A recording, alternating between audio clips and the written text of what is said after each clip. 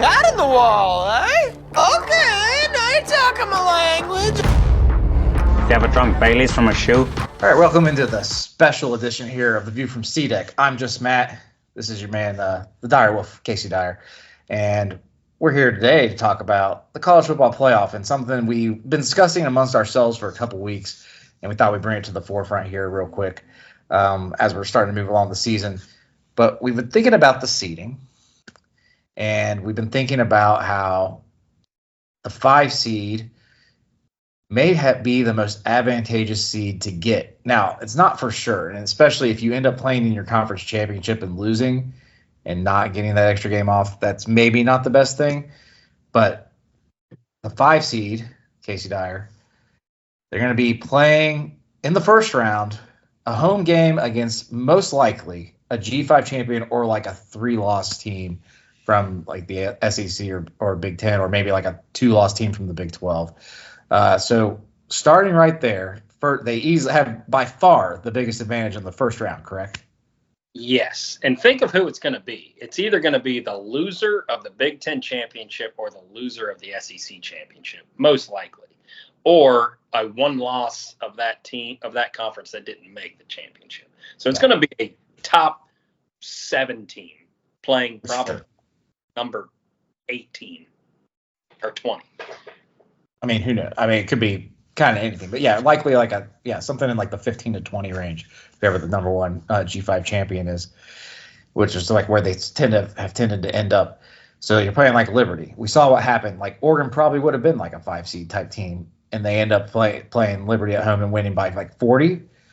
That's pretty easy. So I mean, it means like the punishment of playing the extra game could just mean like almost a nice little tune-up for the second round game.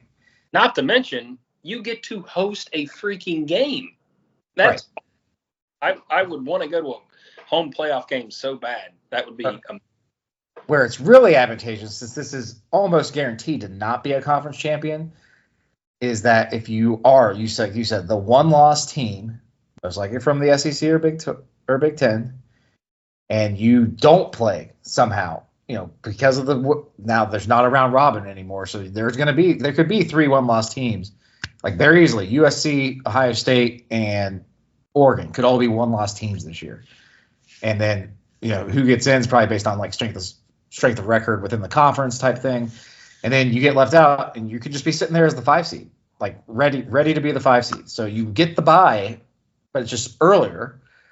Plus, you get an extra week of recruiting then, because you don't have to play in the conference championship. You don't have to prepare for it. So, I mean, that is like, do you think the committee would, like, if they consider what we're talking about here, would take that into consideration, that the team that loses the conference championship game that wasn't in that should get the 5 seed anyway? Because it's just going to be based on a tiebreaker. It won't be, it's likely not head to head. I don't think the committee always just goes for ratings. They don't want to see rematches. They want to see the best matchups.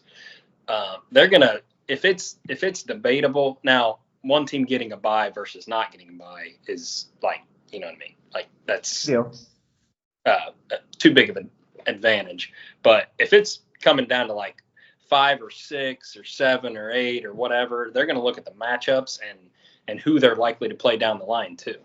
I honestly don't think it's going to have anything to do with how good one team is. Right. So then we get to week 2 of the playoff, the quarterfinals. 5 seed wins. They're playing the 4 seed. Now, who is the 4 seed going to be, you ask? Well, by definition, they are the lowest of the conference champions that get the bye. So most likely going to be an ACC or Big 12 champion, right? And they're going to be the worst of those teams. There's a very good chance they will not be ranked in like the top 4 in real life, in the actual polls. They're likely going to be in like the 7 to 10 range. So you're probably playing, I mean, it could be the 4 seed, but you're very likely playing a team that isn't nearly as talented as you are if you're the 5 seed, which means you're likely an SEC or Big Ten team that went 11-1, or 12, or maybe 11-2 if you lost your conference championship. So you have a talent advantage. It's at a neutral site, so you don't have to go on the road. This is why I do wish they would have made these home games in the second. I think the second round should be home games too. Yes. And like that, and you have. I don't know if it's a disadvantage to have the bye, to be honest with you, because there's such a gap between the season that you already got your bye, and you're just getting a tune-up game, and you're playing a team that's going to be coming in cold. That is not that talented. Like, they will not be that talented of a team at the 4 seed. And They'll be a very good team, but they will not be a super talent, like an overwhelmingly talented team. I mean, it's likely going to be either Georgia or Texas at this point. That's going to get that 5 seed. Mm-hmm. They play each other, so they're probably going to play each other twice. Just depends how it falls. In that conference, there's so many good teams there. But think about that. Like, let's just assume Georgia is better than Texas, because that's safe to assume. I'd say at this point. You're saying they beat them twice? Yes, and you got Texas as the 5 seed. They're going to be playing like Kansas State or Utah or Miami or Clemson.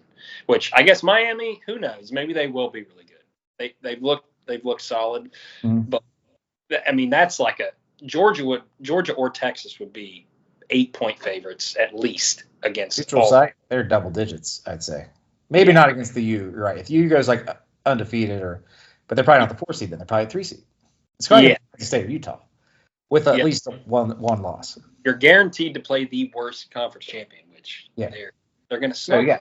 So even if you're the 1 seed, you get that bye, which is sweet. But then you play an 8 or 9, who's actually the 8 or 9. Like, they may be like they're actually going to be ranked 8th or 9th in the country.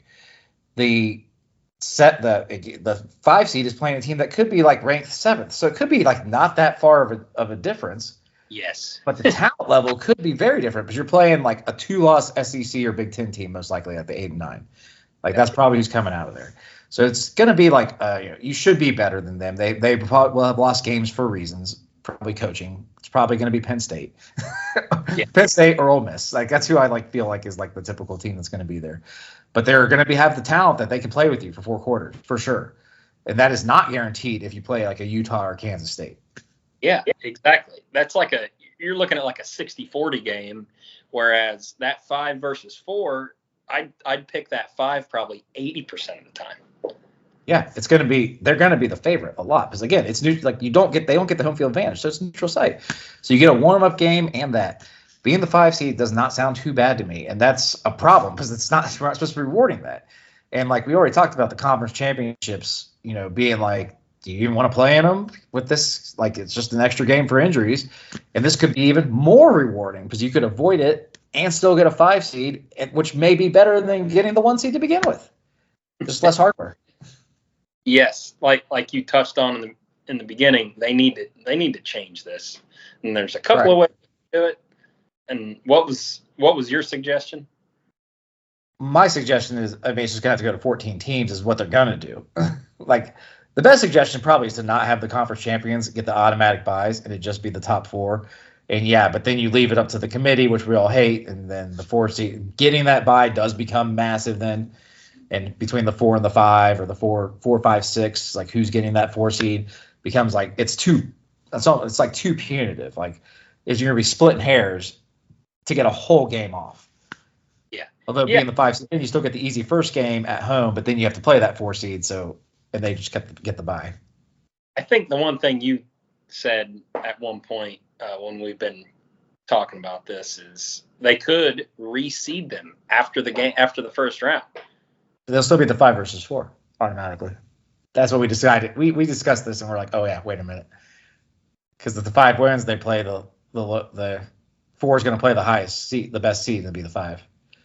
Yeah. So that's still the same. It definitely is better as in terms of like it being versus the 1, because the 1 for sure doesn't for sure have to play the 8 or 9. Then they could play the 11 could upset 6 and they play 11 then. Yeah. And then it's probably better to be the 1 seed. Just overall, I think when they made this, I love it, but they didn't think the whole thing through pretty much about how this would work. They should have went to 8.